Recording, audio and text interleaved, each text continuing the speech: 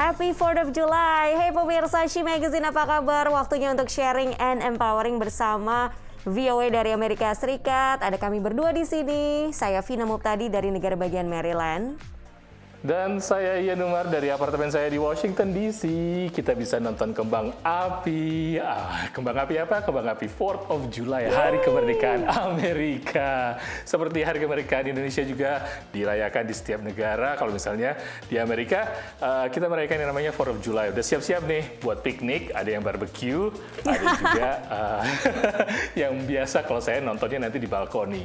Wah, lengkap. Oh iya, soalnya Ian itu tinggalnya deket banget dari Monumen Nasional, tempat diadakannya kembang api, luar biasa. Oke pemirsa, seperti biasa She Magazine akan diawali dengan beberapa pencapaian perempuan dan juga tentang pemberdayaan perempuan di mancanegara. Elaine Bryant menjadi perempuan kulit hitam Amerika pertama yang menjadi kepala polisi kota Columbus, negara bagian Ohio. Sebelumnya, ia pernah bekerja di Departemen Kepolisian Detroit sejak tahun 2000. Wakil Sekretaris Pers Gedung Putih, Karine Jean-Pierre, juga mengukir sejarah sebagai perempuan kulit hitam Amerika pertama yang memberikan pengarahan kepada wartawan di Gedung Putih dalam 3 dekade. Film Hollywood mengenai skandal Harvey Weinstein mulai diproduksi pada musim panas.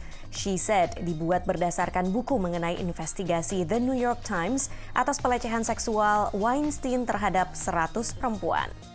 Kabarnya aktris Hollywood Carey Mulligan akan memerankan salah satu peran utama di film tersebut. Tapi tanggal rilisnya belum diketahui. Yang sudah dirilis adalah film Friends Reunion yang sudah ditunggu-tunggu oleh seluruh fansnya. Dan penonton She Magazine pasti juga sudah nonton atau juga memang fans berat dari TV serial ini yang sukses selama 10 musim seri. Nah, filmnya Friends Reunion ini mengandung rasa nostalgia, ya kan, yang pasti mengobati kerinduan para penggemar Friends nih yang tahun 90-an pasti tahu deh. Dan film ini juga tadinya diperebutkan nih antara chain bioskop sama layanan streaming dan akhirnya ditayangkan di layanan streaming. Apa sih yang membuat Friends ini seolah tak lekang oleh waktu?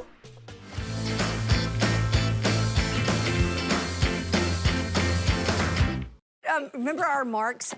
Do you remember what color? Reuni Friends di layanan streaming HBO Max kembali mempopulerkan serial komedi TV yang pertama tayang pada 1994 tersebut. It really reminds me of the 25th anniversary, which was only like a year and a half ago, but it's everywhere. Everybody's talking about Friends, everybody loves it.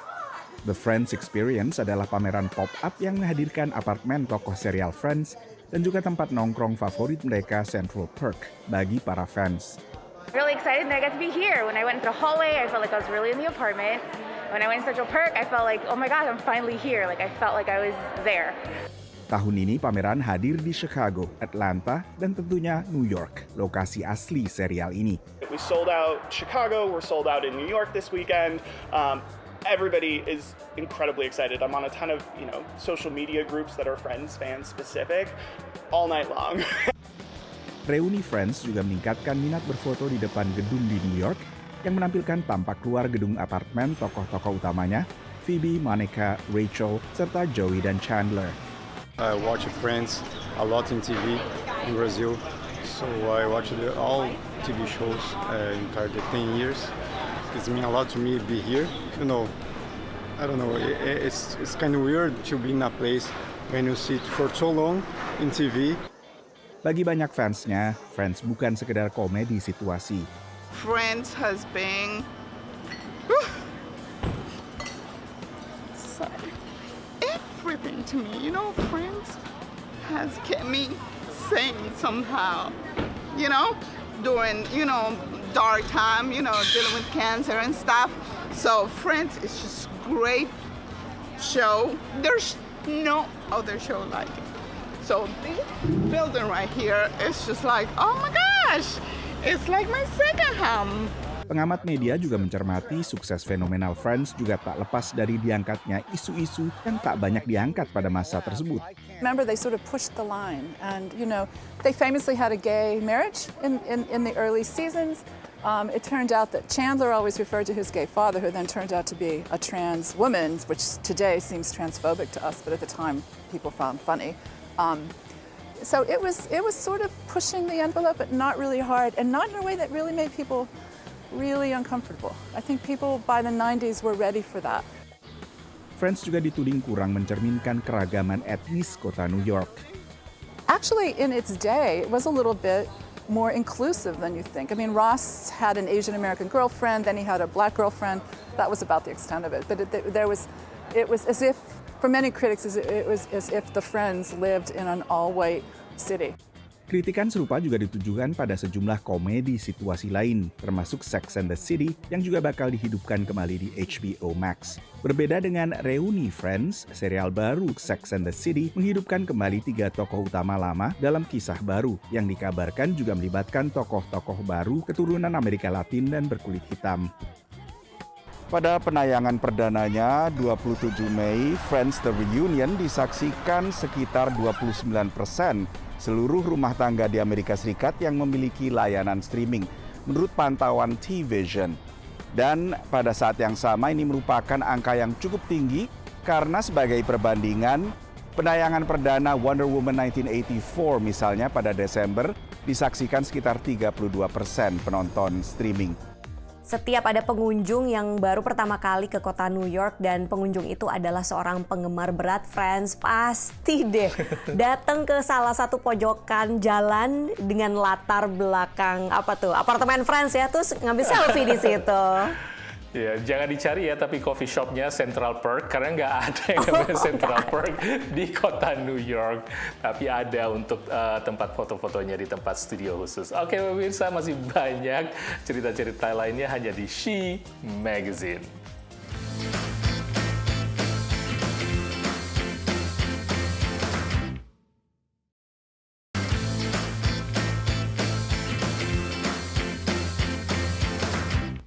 She Magazine sharing dan empowering. Situasi pandemi atau COVID-19 di Amerika saat ini memang sudah membaik, jauh membaik. 50% warganya sudah tervaksinasi penuh dan aturan-aturan mulai dilonggarkan. Kita bisa berkumpul, tidak menggunakan masker sesama yang sudah divaksin, dan semakin banyak orang berpikiran untuk jalan-jalan di musim panas ini ya, Vin? Apalagi karena di musim panas ini banyak banget tanggal merahnya. Penting kan buat orang yang bekerja. Misalnya nih, ada hari Memorial Day pada akhir Mei kemarin, kemudian pada 4 Juli adalah 4th of July, hari kemerdekaan. Nah, makanya diperkirakan warga Amerika yang akan liburan musim panas ini jumlahnya naik 60%. Kita lihat yuk.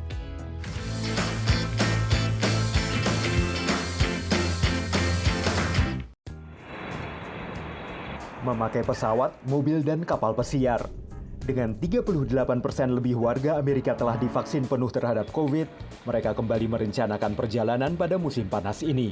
Seperti banyak warga lain, David Bain dan keluarganya menghabiskan 14 bulan terakhir karantina di rumah. Setelah mendapatkan dosis kedua vaksin COVID, David membuat banyak rencana liburan untuk musim panas ini. We're considering more than just the sort of trips that we can drive to. We're considering places we can fly to, like the Selva Verde Lodge in Costa Rica, or just north of Barcelona. Menurut Biro Perjalanan, banyak warga Amerika membuat rencana serupa. We have a recent survey that shows that over 2/3 of Americans are planning a trip this season. Liburan musim panas di Amerika Serikat secara tradisional dimulai setelah akhir pekan Memorial Day pada akhir Mei. Memorial Day is a good indicator of what summer travel is going to be like. And with this forecast, 37 million people, up 60% from last year, and only 13% under where we were in 2019, that's a really good test in terms of what we're going to see for summer travel. Banyak warga Amerika akan berwisata di dalam negeri, menuju banyak pantai dan taman nasional. Mobil tetap menjadi alat transportasi paling populer. 50% lebih warga Amerika merencanakan perjalanan jauh dengan mobil, menurut Asosiasi Permobilan Amerika AAA. When it comes to the road trip, people are just more comfortable traveling in their own vehicle, especially last year in the pandemic. It's your own car, it's your own space. You decide who you're going with, when you're going, and where you're stopping. Semakin banyak keluarga yang membawa hewan peliharaan dalam perjalanan. Banyak hewan peliharaan ini diadopsi saat karantina COVID tahun lalu. Dampak pandemi ikut menentukan dengan siapa warga Amerika bepergian. We used to see multi-generational travel where grandparents were traveling with grandparents and grandkids, but now we're seeing entire families travel together because they're able to finally come together and almost have these family reunions, but through travel. Pelancong yang paling bersemangat pada musim panas ini adalah lansia. Mereka siap ke luar negeri, membeli tiket pesawat atau naik kapal pesiar.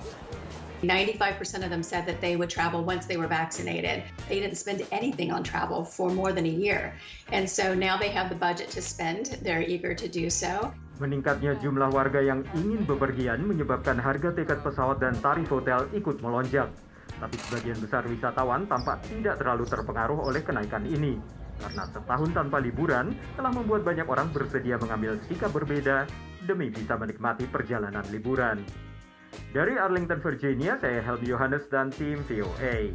Momen 4th of July, hari kemerdekaan itu kan hari libur nasional di Amerika Serikat. Jadi dimanfaatkan sama banyak orang untuk berkumpul, bertemu keluarga, rekan, sahabat, dan lain-lain. Mereka juga semakin percaya diri untuk bertemu tatap muka. Kenapa? Karena kasus-kasus COVID di Amerika ini sudah mulai terkendali seiring dengan tingkat vaksinasi yang sangat tinggi. Kalau nggak salah udah 50% lebih fully vaccinated ya, Nia? Ya benar sekali, kalau misalnya tingkat nasional memang sudah melewati angka 50%, tapi kalau dibandingkan antara negara bagian, ada yang 50%, ada yang 70%, tapi ada juga yang 30%. Nah ketimpangan ini yang dikhawatirkan akan ada lonjakan kasus baru di tengah penelitian yang juga dilakukan, mulai ada penelitian atau pencobaan untuk melakukan vaksinasi anak-anak usia di bawah 12 tahun.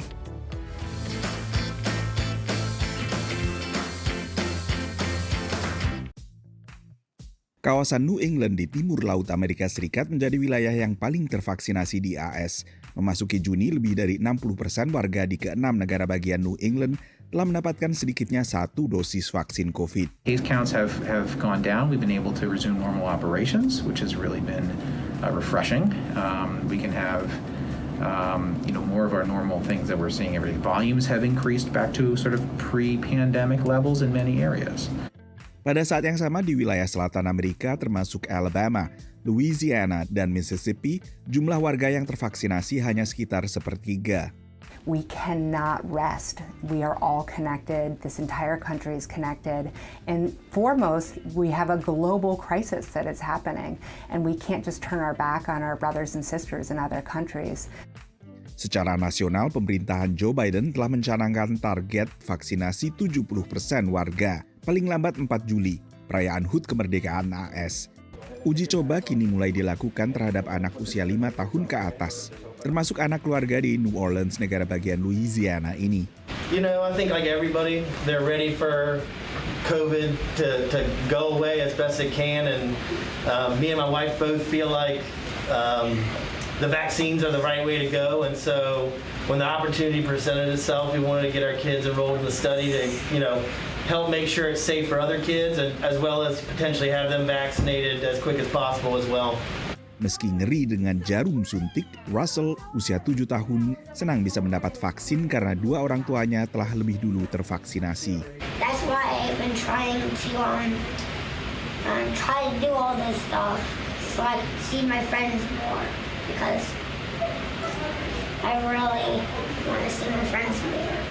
Sementara Khalil Chowdhury, Halprin, usia 5 tahun juga senang bisa divaksinasi, mengikuti jejak kakaknya usia 12 tahun yang juga telah disuntik Pfizer. We know how much we've all been through, our entire community, but now we have safe, effective, life-saving vaccines, and it not only helps him, but the entire community, anyone vulnerable around our family. Uji coba vaksin Pfizer untuk anak usia 5 hingga 11 tahun juga berlangsung di 26 negara bagian lainnya, daerah khusus ibu kota AS dan negara lain seperti Finlandia, Polandia, serta Spanyol. Dari Washington DC, Nova Purwadi, VOA. Berita tadi tentunya membawa angin segar ya buat para orang tua yang punya anak di bawah usia 12 tahun. Saya juga punya putri usia 9 tahun yang sebenarnya ya takut sama jarum suntik, biasa kan, yang namanya juga anak-anak kan. Tapi dia excited untuk mendapatkan vaksin COVID. Kenapa? Katanya supaya bisa ke sekolah lagi, ketemu teman-teman lagi, bisa lepas masker dan nggak perlu menjaga jarak. Biar bisa ikutan piknik nih, kita udah siap-siap sebenarnya buat piknik dan untuk nonton kembang api. Jadi memang biar balik lagi ke normal pemirsa. Dan jangan kemana-mana, She Magazine akan kembali setelah yang satu ini.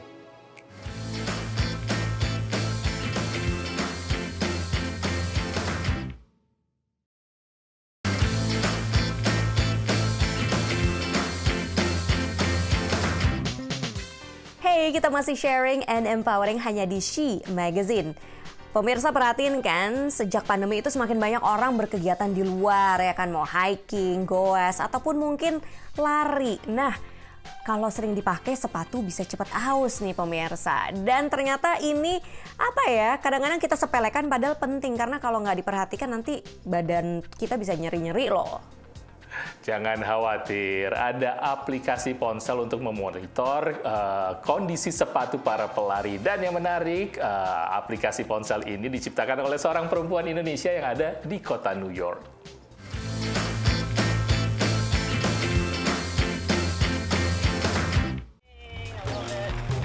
Pernah merasa sakit dan nyeri di sekitar tulang kering atau lutut? Kemungkinan karena sepatu yang dipakai sudah harus diganti. Seperti pengalaman Bridget Fox, pelari di Silver Spring, Maryland. And I used to do it every 6 to 8 months, and I didn't pay attention to the mileage.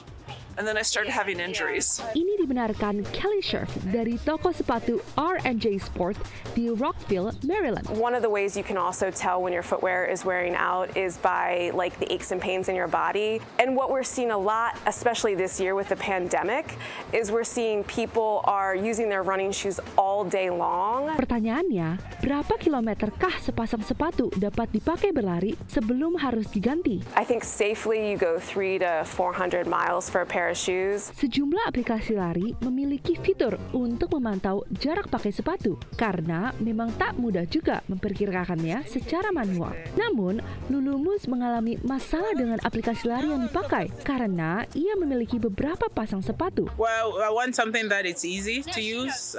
And then I want something that will alert me when it's time for me to change the shoe. And also easy to choose the shoes. Like the list of the shoes should have the brands that I usually use. Kekurangan inilah yang ingin diatasi Vici Fadilin, pelari maraton di Brooklyn, New York, melalui Worn Out, aplikasi yang dibuatnya khusus untuk memantau sepatu lari. Pada saat lari itu kita nggak usah pusing untuk masukin input berapa kilometer atau miles di sepatunya tersebut. Tinggal dipasang default sepatu aja. Kalau ternyata nanti pada saat lari itu nggak dipakai sepatu yang sama, tinggal masuk ke app-nya terus nanti diganti dan ya udah. Selain dapat memonitor beberapa pasang sepatu, Worn Out juga akan mengirimkan notifikasi apabila sudah mendekati jarak maksimum. Sementara kalau Worn Out itu memang karena kita targetinnya dari angle yang berbeda, kita nggak mentingin runningnya tapi mentingin sepatunya. Jadi pada saat app itu dibuka kita bisa lihat nih shoe trackingnya itu berapa miles untuk spesifik masing-masing sepatu gitu. Dan selain itu juga Worn Out bakalan ngirim notifikasi kalau misalkan sepatu itu udah mencapai maximum miles. Tapi dengan sepatu yang kini semakin ringan, semakin cepat pula menjadi rusak. The reason is because when you go out and you run for 4 hours or you run for 3 hours, you're compressing that midsole for 3 to 4 hours. Selain itu, Kelly juga mengingatkan pentingnya mencari sepatu yang sesuai bentuk kaki dan cara berlari serta tepat ukuran. And as you age, your feet grow. So when you were once a 7, now you could be an 8. And so we like to consider all of those factors. So it's pretty important. Dari Rockville, Maryland, dan Brooklyn, New York, Audrey Utoyo dan Nia Iman Santoso, VOA. Kalau pelari serius memang gitu, harus dimonitor kondisi sepatunya biar itu penting sekali buat kesehatan dan juga keamanan kayaknya. Bicara soal keamanan pemirsa, kita geser dikit ya. Jadi di Amerika Serikat ini ada seorang perempuan yang sharing tentang pengalamannya sebagai jurnalis. Dia ini mengikuti sebuah latihan di negara bagian Georgia. Tujuannya untuk mengatasi kesalahpahaman antara jurnalis yang bekerja di lapangan dengan polisi yang bertugas ini dalam keadaan rawan. Gimana caranya supaya potensi-potensi kekerasan itu bisa dikurangi?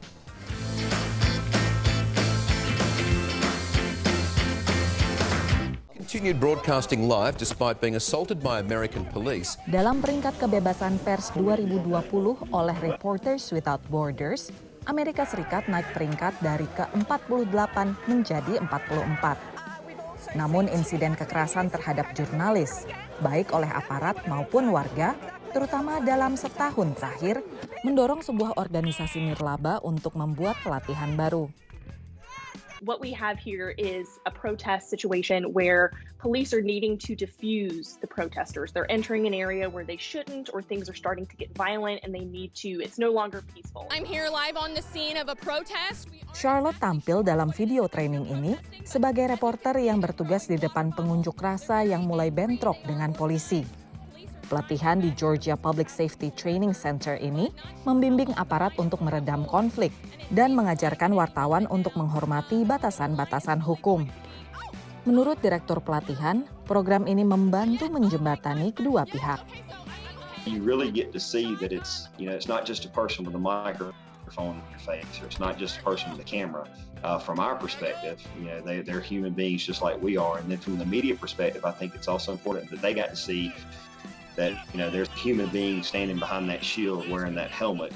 And at the end of the day, we all want to just do our job. Baik Chad maupun Charlotte mengakui adanya peningkatan rasa saling tidak percaya antara wartawan dan aparat seiring meningkatnya jumlah unjuk rasa di Amerika Serikat. Namun keduanya yakin pelatihan ini merupakan langkah awal yang tepat. Police and journalists have rights that start and end at very specific time frames.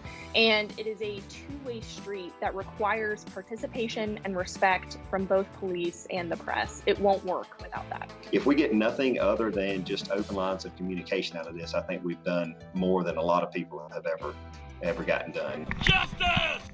Pelatihan juga melibatkan anggota polisi dari daerah terpencil dan luar kota yang tidak biasa menangani unjuk rasa skala besar. Program temu langsung baru bisa berjalan sekarang, tapi pelatihan secara virtual bisa diakses kapanpun oleh para penegak hukum di negara bagian ini. Dari Georgia, tim VOA. Menurut Reporters Without Borders, indeks kebebasan pers di Amerika Serikat ada di peringkat 45 dari 180 negara. Semoga ada perbaikan terus ya bagi para jurnalis di Amerika, di Indonesia, dan seluruh dunia supaya bisa menjalankan tugas dengan aman. Penting sekali itu buat kita semua. Oke pemirsa, saya mau balik lagi siapin untuk acara 4th of July karena karena kembang apinya tidak dibatalkan, tetap akan ditonton. Jadi terima kasih banyak sudah nonton She Magazine, mudah-mudahan menjadi inspirasi bagi kita semua. Saya Ian Umar dari apartemen saya di Washington DC. Dan saya Vina Muptadi dari rumah saya di negara bagian Maryland mengucapkan Happy 4th of July kepada pemirsa dari kami yang ada di Amerika Serikat. Nonton terus She Magazine hanya di Berita 1. Sampai jumpa.